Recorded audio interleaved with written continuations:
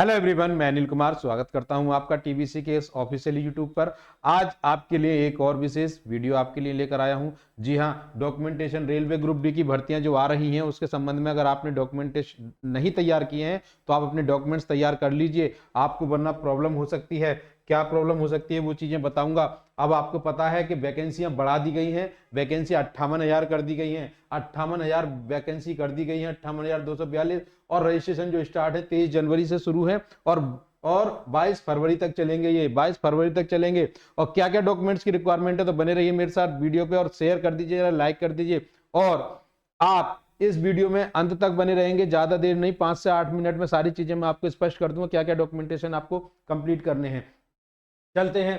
पहले क्या करने हैं, सबसे पहले आपको आपके पास एक वैलिड मोबाइल नंबर होना बहुत जरूरी है। और वो वैलिड मोबाइल नंबर आपका रजिस्ट्रेशन से लेकर आपकी ज्वाइनिंग तक आपके पास ही रहना चाहिए। नंबर चेंज नहीं करना है, चाहे आप बाद में चेंज कर लें, मगर जिस नंबर से आप रजिस्ट्रेशन करेंगे वो रजिस्ट्रेशन नंबर आपके पास हमेशा रहना चाहिए, क्योंकि आने वाले टाइम में सारी की सारी जानकारियां मेल आईडी और मोबाइल नंबर के माध्यम से ही आरआरबी आपको पहुंचाएगा। तो आगे क्या होना चाहिए, दूसरा एक आपके पास एक एक्टिव ईमेल आईडी होना बहुत जरूरी है। एक्टिव ईमेल आईडी बहुत जरूरी है आपके पास होना, क्योंकि एक्टिव ईमेल आईडी आपके पास होगी तभी आप पर सारी की सारी न्यूज जानकारियां मेल पर भी देगा आरआरबी आपको। तो मेल आईडी अगर नहीं है तो नहीं बना लें और उसको एक्टिव रखें। एक्टिव का मतलब है कि उसे खोलते रहें, मतलब ओपन करके देखते रहें 10-15 दिन या महीना भर पे, क्योंकि 1-2 महीने बाद या 3 महीने बाद ये एक्सपायर भी हो जाती है। तो मेल आईडी आपके पास होना जरूरी है। एक दो चीज मैंने बता दी, मोबाइल बता दिया और आपको एक मेल आईडी बता दी। मेल आईडी के बाद अगला जो आपके पास है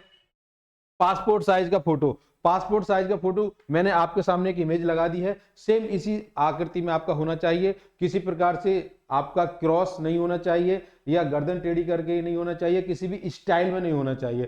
कहने का मतलब एकदम फ्रंट से होना चाहिए, ऐसा भी नहीं है फोटो में आपकी केवल गर्दन आ रही है, नहीं।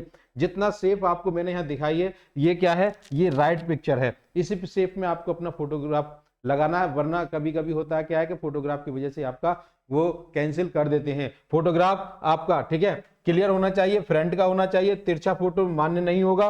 और सिग्नेचर भी स्पष्ट होना चाहिए, जब सिग्नेचर करते हो वो स्पष्ट होने चाहिए। और सिग्नेचर आपको अपने याद रखने, क्योंकि ये एग्जाम जब होता है वहां पर आपके सिग्नेचर टैली कराए जाते हैं। सिग्नेचरों को ध्यान रखना, आपने हिंदी में किया है या इंग्लिश में किया है, इस चीज का भी विशेष ध्यान रखना है, ठीक है।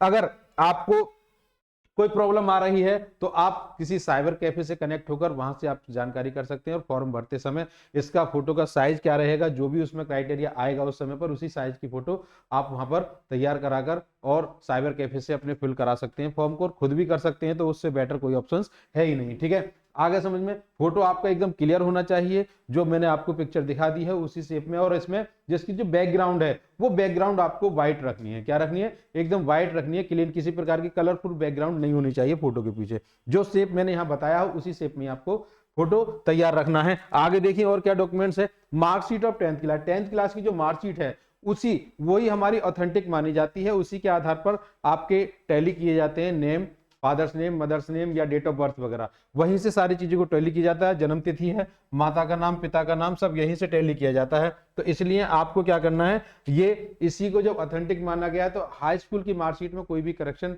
अगर है तो उसे करा लें, क्योंकि लास्ट मोमेंट पर करेक्शन नहीं चलेगा। अगर अब इस समय मात्र समय ज्यादा नहीं है आने में तो इसमें करेक्शन संभव नहीं है, तो इसको टैली अगर आप करेंगे किससे, आधार कार्ड से, तो आधार कार्ड और मार्कशीट का जो नाम है वो भी सेम होना बहुत जरूरी है। तो आधार कार्ड में क्या क्या करेक्शन है वो मैं बताता हूं आपको। आधार कार्ड पर आते हैं तो आधार कार्ड क्या है, आधार कार्ड में क्या है, किसी प्रकार की कोई गड़बड़ नहीं होनी चाहिए। कभी कभी होता है क्या है, नाम आपका बड़ा है, स्पेलिंग कुछ लेटर मिसमैच हो जाते हैं, इसलिए अगर मार्कशीट में जो है वही चीज आप अपने आधार कार्ड में करेक्शन करा लीजिए, क्योंकि आधार कार्ड करेक्शन जल्दी हो जाता है।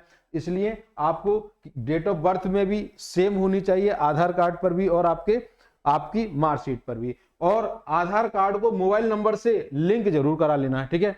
आधार कार्ड का मोबाइल नंबर, जो कॉन्टेक्ट नंबर है आपका, उससे लिंक होना बहुत जरूरी है। तो ये आधार कार्ड के संबंध में। तो आगे इसके बाद आता है कास्ट सर्टिफिकेट। कास्ट सर्टिफिकेट मैंने बता दिया, पहले यहां पर आपको अंडरलाइन कर रखा है।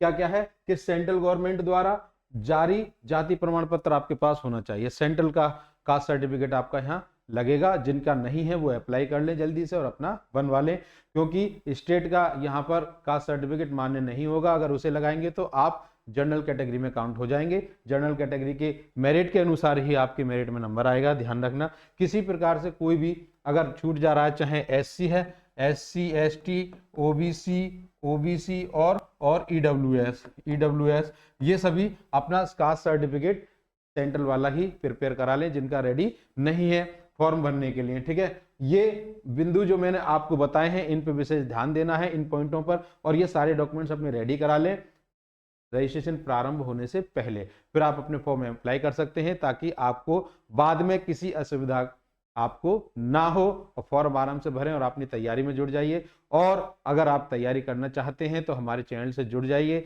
हमारे चैनल पर जुड़कर हमारी क्लासेस 20 जनवरी से प्रॉपर रेलवे ग्रुप डी की क्लासेस स्टार्ट हो जाएंगी। 20 जनवरी से आपको रेगुलर इवनिंग में क्लासेस मिलनी शुरू हो जाएंगी।